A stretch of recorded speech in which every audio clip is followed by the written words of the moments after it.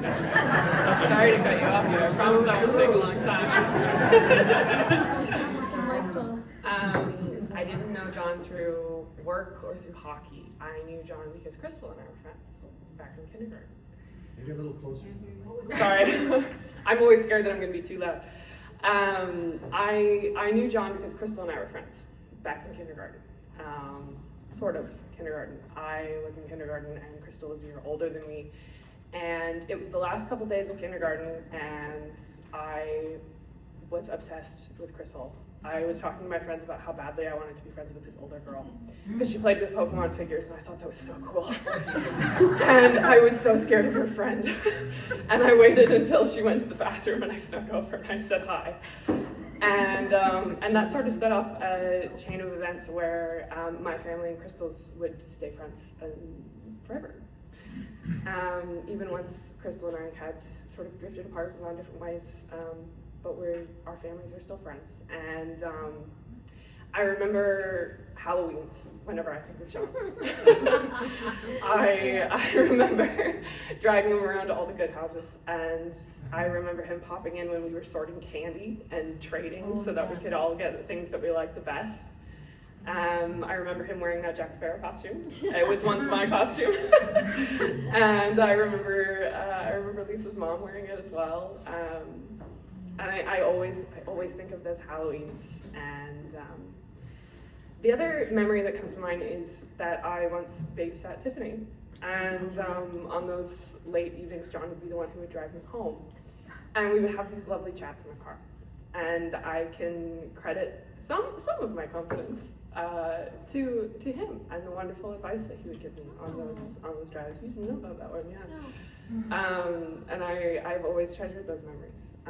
I'm not very close with my aunts and uncles who are related to me by blood, but John filled that gap for me as an uncle, and I always thought of him as family. So he will be well remembered.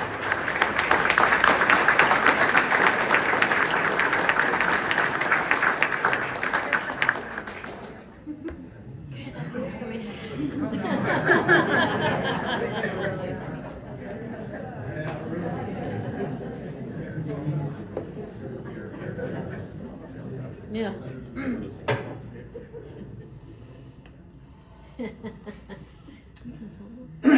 Excuse me.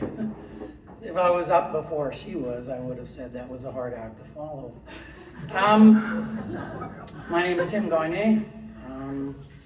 When Don's running through, do you know him for hockey? Do you know him through this? Do you know him through that? I was up in all of them. Knew John 30 years. We did our ball hockey, we did our ice hockey. Lisa was in the same work group as I was. And we just kept hanging out for 30-some years.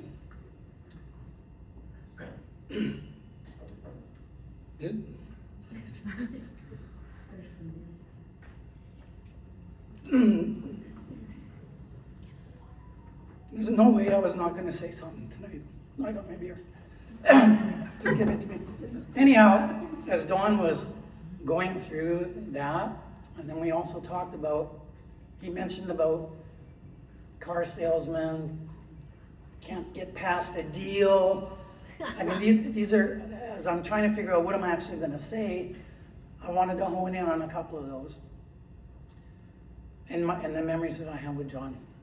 So, got to get the deal, number one. Oh, yeah. There's a couple of schooners here, so they'll remember.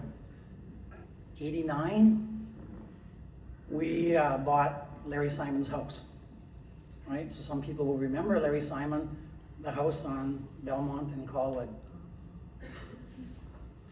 As Larry wanted to really downsize and move back east, he also owned the next property, which was a duplex.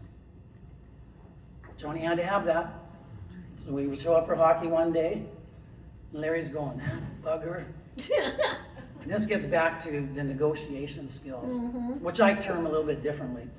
But he goes, you know, that John, you know, sweetheart, you know, calmest guy on the hockey team, and the bugger is either take both units or I don't want any of them. And so he convinced Larry to sell him both units. And we kind of became neighbors, but he got the deal done. And the gift of gab, the sweet talking skills he had, got him that, and then led to a whole bunch of real estate. So again, I always call it the gift of gab or the sweet talking. Many years later, I was looking for a certain type of programmer, and Johnny's, dip, got the guy for you. And I never ever wanted to work with Johnny that way because we were friends, and I never wanted to hire someone that didn't work out, and it kind of soured. Anyways, he was on me, and he wore me down, and I said, fine, right? So anyways, day one comes, and hopefully he's not here today. Day one comes, you'll know who it is. This guy pulls up, he's right out of the Rebels Nanaimo chapter. He's got the leather, the tattoos, the ponytail, the beard, the helmet. And he walks into 4,000 Seymour, and I come down to meet him, I said, freaking Johnny. What the hell? Anyways, his name was James Hanna, right? Yeah. And he turned out to be He an was awesome, really good. an awesome employee. And but it just goes back to he again wore me down, but they could sell you a used car. Oh, God, yeah. Anyways, okay, so the next one, and again, Ron Jula. So we're going to Whistler. Sharon and I, John and Lisa, Yeah. and I believe Michael and his wife. I think so. I believe. Yeah. And we're at Ron Jula's place. I don't know where Johnny got the idea, either from Crystal or from Lisa, that he should take up snowboarding. Oh, no, not me. All I know is... I didn't want him to do it. Well, yeah, and I think the words was, talk Tim into it. Oh, no. So for a night or so, it's like, blah, blah, blah, and again, he wore me down. Oh, no. The gift of gab, the art of negotiation, it doesn't matter. The next day, we're strapping on the helmet and we're taking snowboarding. And this is not 30 years ago. No, I mean, yeah. we were feeling the age. We were both very fit.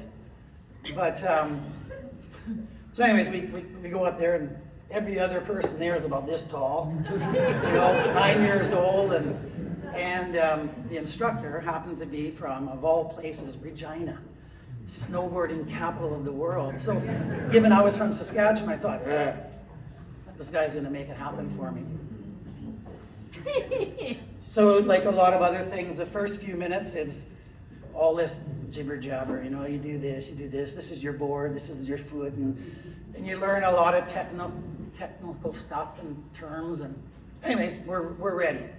And we're on the bunny hill, right? So it's what, 150 meters maybe to the bottom? I don't know, it took us an hour to get there. I don't know.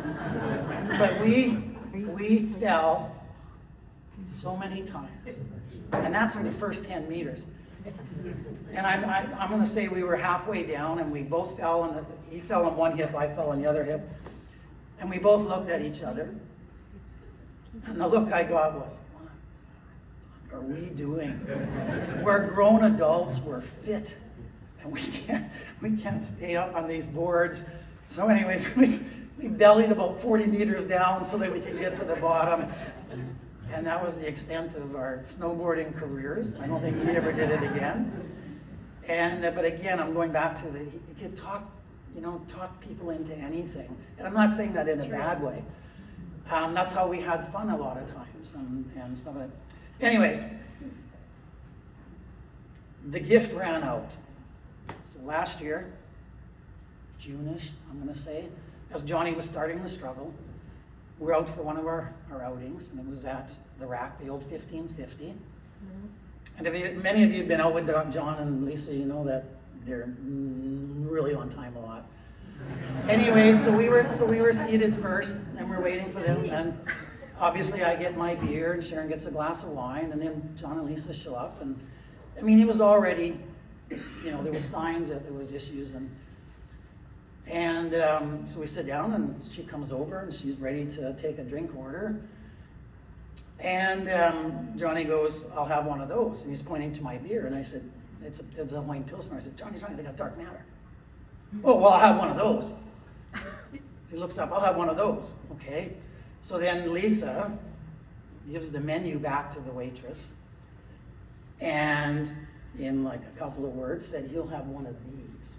Do you remember where this is going? Yeah. Oh boy, whoa. Anyways, a couple of minutes later, the drinks come, and he gets a Corona. And then he's Wasn't it kinda going- non-alcoholic? Yeah. Is non-alcoholic. And then he looks at the label, and it's non-alcoholic Corona. Oh, he was And pissed. there was no negotiation, like it was done. Yeah. He didn't even go back and argue about this. He just looked at it, and he looked at me, and it was the same freaking look when we gave up on the boarding. It was like, anyways, so he never got his dark matter. And as Don said, wherever Don ended up, it was one of his best beers. So I went and got myself a dark matter. And I'm very easy.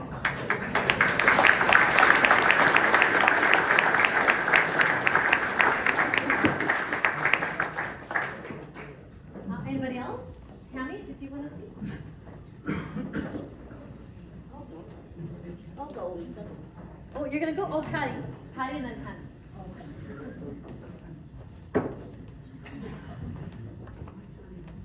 I don't do this very well, so bear with me. I'm Patty. I did the bookkeeping at ITI. I worked for John for, well, over 15 years. Oh, yeah, sorry. Just lower it, yeah. And he was a great boss. He was one of the best bosses. I started working back in the 60s, and he was the best boss I ever had. Very understanding. Come in the morning, ready to go, ready to get the day going and everything. I did the billing and I did the payroll, and some of you may have seen my signature on your checks. But it was very interesting because I also had the job of going, well, we can't really do that this month. We'll have to wait. We got to look at the budget. Ken will back me up on this. We have to look at the budget. We have to figure, So there was a lot of times that I was looking his eye, or, I can't do it. What do you mean I can't do it? So, but he was a really nice person to work for, very supportive all the time. They say the customer is always right. Well, with John, there was a very fine balance because he wouldn't let us get kicked around by clients. And he was very supportive of the contractors, and he watched everybody's back. So, and the best part was Friday afternoons. When I went to see him in the hospital, first thing I announced quite loudly, when I went in, "Come on, John, it's Friday afternoon. It's time to play crib."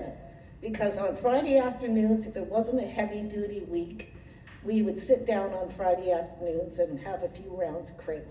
And that was our relaxation. And sometimes he would even crack a beer. So have a beer and play some crib, and that was fun. That was the most fun. But he was just a really nice person. I haven't met very many really, truly nice people in my life, and he was one. So there you go. Thanks, Patty.